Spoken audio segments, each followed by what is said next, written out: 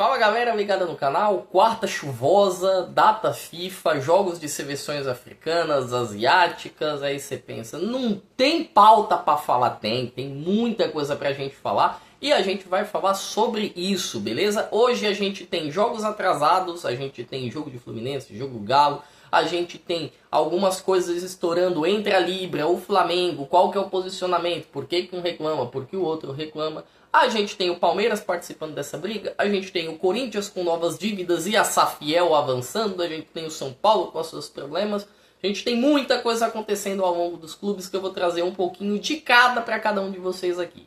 Mas antes, eu peço que você, por favor, curta, comente, compartilhe. Você que não é inscrito, se inscreva no canal. Você que já é inscrito, leve o canal para seus amigos, compartilhe, apresente para eles. Vamos fazer a comunidade crescer cada vez mais e trazer vídeo de cada vez mais qualidade para cada um de vocês, tá bom?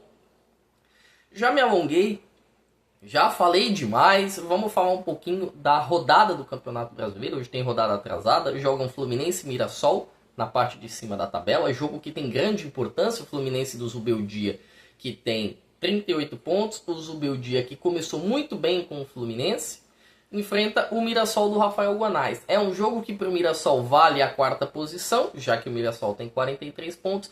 E para o Fluminense vale ultrapassar o São Paulo de vez, deixar o São Paulo um pouco para trás e ficar ali no encalço da turma dos 43 pontos, de olho em uma vaga para Libertadores. Vale muito a pena acompanhar esse jogo hoje. Da parte de baixo a gente tem Atlético Mineiro e Sport. Do mesmo jeito que a gente tem as questões entre Fluminense e Mirassol lá em cima, são as questões do Sport e do Atlético. O Atlético precisa pontuar para se distanciar cada vez mais, ficar ali perto do Inter. E o Sport, que está praticamente rebaixado, precisa tentar cada vez mais pontuar, atrapalhar a vida dos outros também para o Sport, faz algo ser como muito justo. O Galo tem suas dificuldades, a grande novidade para esse jogo é a estreia do menino Rafael Veneno. Ele está sendo relacionado pela primeira vez para o time principal do Galo. É uma joia da base, é um garoto muito bom de bola, rabisca, tem muita qualidade no X1. E talvez hoje possa ser a primeira vez que o Sampaoli utilize o garoto. Vai utilizar? Não vai? Não sei. Vale uma fezinha, pelo menos, aí, pra gente colocar mais de um gol nesse jogo aí. Tá com cara de desespero, tá com cara de o Galo ou Sport. Saindo dessas agremiações, vamos falar um pouquinho do São Paulo do Casares. E o São Paulo definiu uma nova métrica, tá? A torcida chiou tanto, ficou tanto na ouvido do Casares, que ele, populista do jeito que é, decidiu estabelecer uma nova métrica, instaurar uma nova métrica. Que métrica vai ser essa? É um novo andamento, tá? Uma nova conformidade de como o clube vai tratar as suas informações. Ele vai ser mais transparente com o torcedor. E aí fica o meu questionamento como torcedor, além de informante para vocês. Precisou demorar tanto, Casares? Precisou de tudo isso? Não era melhor você ter se aproximado com o torcedor, você ter sido mais claro para ele do que simplesmente ter esperado praticamente o final do primeiro mandato e toda a zona que virou o segundo? Bom, dessas métricas, uma delas é a divulgação do valor da venda dos atletas. E essa métrica ela devia acontecer para todo o clube e por todo o presidente. Porque o torcedor, ele não entende que a venda de jogador não é o valor fechado. Vou dar um exemplo. A gente tem a venda do Endrick por 100 milhões de euros. Tá? Desses 100 milhões de euros, tem a parte que o clube fica, tem a parte que o clube tem que pagar para o intermediador, tem a parte da comissão do empresário, tem a parte do empresário, tem a parte que fica com o clube. Então, por exemplo, você chega para o torcedor que não tem esse conhecimento e você fala, olha, vendemos tal atleta por 10 milhões de euros. Aí vem esse mesmo torcedor que é desinformado e fala, ótimo, entrou 10 milhões de euros na conta. Não entrou esses 10, entrou um valor menor. E aí cabe à diretoria, ao Casares, ao presidente de qualquer clube, informar isso para a sua torcida, deixar de forma transparente e clara. Porque senão o torcedor vai jogar contra a instituição, porque as pessoas que fazem parte da instituição, presidente, comitê consultivo, comitê deliberativo, jogam contra a instituição. Ponto positivo. mas é um ponto positivo bem entre aspas, porque isso já deveria ter acontecido há muito tempo atrás. Outro fator é a publicação de relatórios financeiros a cada 45 dias. Esse eu acho muito válido, porque o torcedor está ouvindo a diretoria falar que vai baixar, que vai pagar conta, que vai pagar conta, e a conta só aumenta. E o torcedor que não entende balanço, que não entende fluxo contábil, fluxo de caixa, passivo circulante, ativo circulante, o torcedor não precisa saber o que é isso. Mas o torcedor precisa ver que se o clube se propôs, se a diretoria se propôs a pagar a dívida está sendo paga e está baixando. Esses relatórios é uma forma muito positiva de aproximar o clube do torcedor. A mesma pancada que foi para a primeira tese que eu trouxe, para o primeiro argumento, eu trago agora. Isso deveria ter sido feito há muito tempo atrás. A diretoria só está fazendo porque a água bateu no pescoço. As entrevistas coletivas mensais, ou com o Casares, ou com alguns dirigentes. Também acho bom, se você está arrumando a casa, se você está pagando conta, se você está ajustando tudo o que acontece, você tem que informar para a sua torcida. Você tem que dar a cara a tapa e saber se comunicar com a torcida. E bom, antes de falar que o Casares tomou uma boa atitude, o Casares só tomou essa atitude, gente, porque o Casares estava tendo seu nome xingado na torcida, o Casares estava tendo seu nome ligado a protestos, ligado à pedida da sua cabeça, a cabeça do Belmonte, a cabeça do Rui Costa, como eu mesmo trouxe um vídeo aqui para vocês informando tudo isso. O diretor, o presidente Casares não está fazendo isso porque ele é bom ou ruim, mas sim porque ele é populista. E ele está escutando o que a torcida quer. E como ele já não tem mais poder algum para mandar e desmandar algumas coisas que ele quer, ele vai fazer a vontade do torcedor por enquanto. A ver até onde isso vai. Saindo do nosso São Paulo, a gente vai falar um pouquinho do Flamengo. Porque tivemos aí alguns chiliques, né, algumas brigas, o Palmeiras entrando na justiça contra o Flamengo bloqueando 77 milhões e ninguém explica direito. Então vamos pegar, passar tudo por cima, emaranhar e entregar explicadinho para vocês. O que acontece? Antes, os clubes tinham um modelo gerido pela CBF de ganhos e repasse de valores, tá? Esses repasses tinham posicionamento ali, que era performance, um mínimo garantido de TV, vou deixar até aqui para vocês conseguirem enxergar melhor.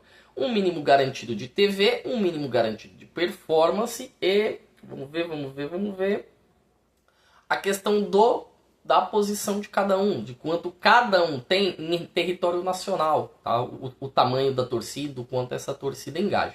No modelo anterior, a gente via que 48% era destinado a essa parte, enquanto 25% ou enquanto 29% era destinado à parte de performance.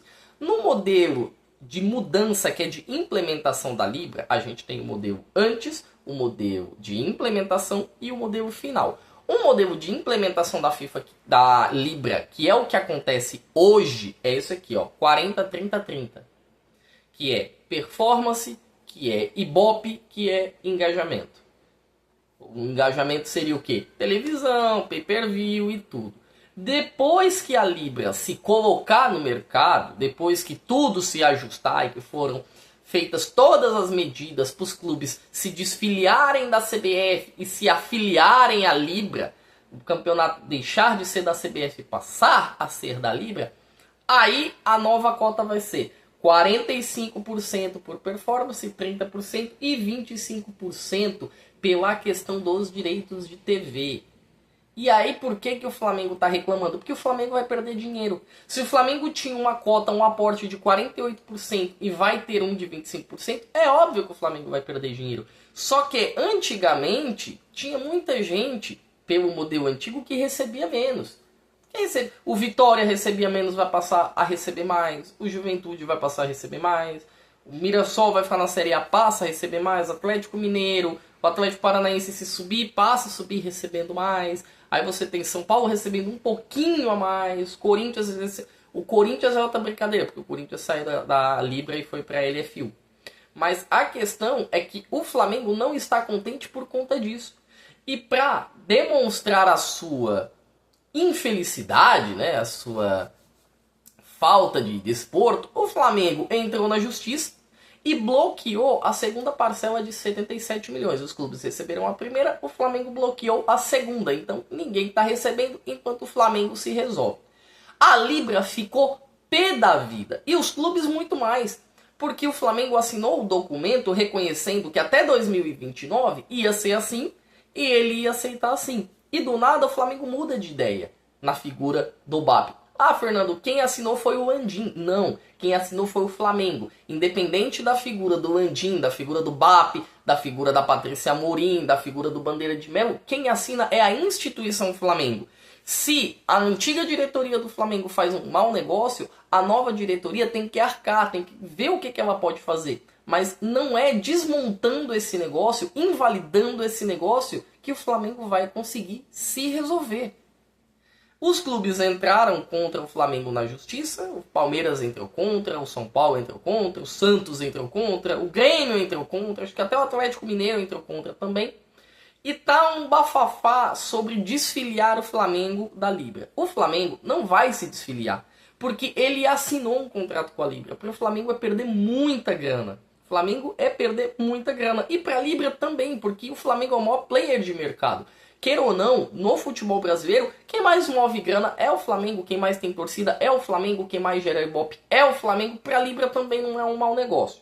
Então vai ficar esse chove não molha, esse bafafá, esse lesco-lesco dos infernos, porque é assim, gente. A questão política no futebol é assim. Quem não lembra, por exemplo, do 5-0 que o São Paulo tomou do Palmeiras em 2023, que o Textor, que na época brigava por título com o Botafogo, falou que o campeonato estava manchado, tinha que entrar sob investigação, a Leila chiava de um lado, o Textor chiava do outro, abriu-se uma CPI, investigação daqui, investigação dali, achou tudo. Menos o fato de que os jogos eram comprados. Hoje a Leila e o Textor, juridicamente, presidencialmente e juridicamente, eles têm uma ótima relação. De uma péssima relação passou a ser uma ótima relação. Então, politicamente, as relações demandam muito no futebol. E é por isso que eu vejo que o Flamengo não vai abrir mão, não vai sair, não vai se desfiliar, e a FIFA e a Libra vai empurrando com a barriga o quanto der. Tava falando do Palmeiras, vamos falar do Palmeiras, que a Leila agora faz parte de um dos comitês internacionais de métricas do futebol. Olha, para um presidente de clube, isso é maravilhoso, tá? Isso é assim o auge, o ponto máximo. Deixo aqui a minha congratulação para a Leila, que vem fazendo um bom trabalho. Às vezes ela quer aparecer um pouquinho mais, ter um pouquinho do forte, mas eu acho que isso é do cargo, isso é normal que muitos têm. Mas que a Leila vem fazendo um ótimo trabalho no Palmeiras e um bom trabalho pro futebol brasileiro, isso não é dúvida para ninguém. Falamos do Palmeiras, vamos falar do nosso Coringão, nosso Corinthians, o nosso Cortinas. Porque tá tendo a investigação do Ministério Público e o Duílio, que foi um dos caras que falou que tinha que haver essa investigação, que ele era o primeiro a apoiar essa investigação, tentou entrar com um pedido de habeas corpus para a investigação não ocorrer. Seu Duílio, a gente fala A, faz o B e pensa o C, né? Meu Duílio. Difícil, complicado demais. A questão é que, enquanto vão mexendo nessa caixa de Pandora, que é a questão do Corinthians e do plano negro que existe entre as diretorias e a política do Coringão, alguns vão sambando para a direita, outros vão sambando para a esquerda, alguns vão dançando um pouquinho mais e outros vão se ferrando com o senhor Augusto Melo.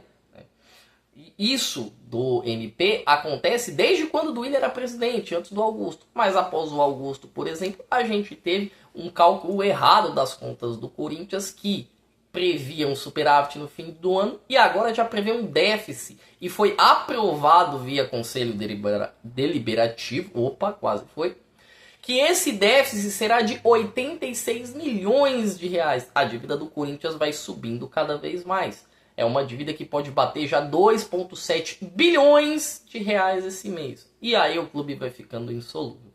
Quanto aos transfer bans, né, tudo segue na mesma, tá? Chegou o transfer ban do Félix Torres, o do Garro tá ainda em júdice, tá em trânsito de julgamento, o do Charles tá em júdice, o do Martínez tá em júdice, o do Maicon tá em júdice e o do Rojas tá para chegar a decisão final, a punição final.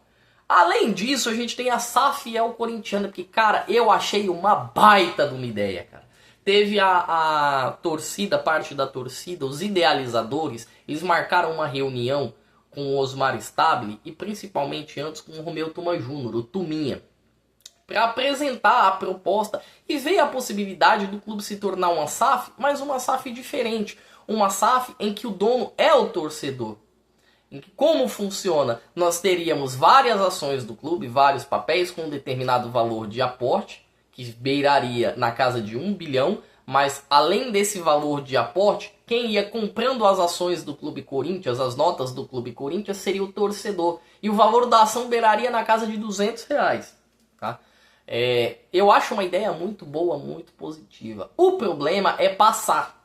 O problema é passar, porque o Corinthians, por mais que já pense em uma mudança de estatuto, já não vai colocar a SAF como uma mudança principal no estatuto. Porque tem muita gente lá dentro, literalmente, que usa dos benefícios de um clube estatutário, de um clube de capital aberto. Se tudo muda para uma SAF, que é uma empresa de capital fechado, onde as pessoas que comandam têm que apresentar resultados e se onerarem o clube, se o clube ficar devendo, o bicho pega, muitas dessas pessoas vão ter que sair de lá, a mamata acaba, a brincadeira acaba, e muito dificilmente a Safiel pode passar. Embora nos últimos dias o projeto Safiel, ele avançou e avançou bem, deu uma avançada bem legal. A nota negativa, né, vai pela questão do empréstimo do Corinthians com a LFU, a Liga Forte União. O Corinthians pegou um empréstimo, um adiantamento de 150 milhões de reais. O que era um adiantamento passou a ser um empréstimo.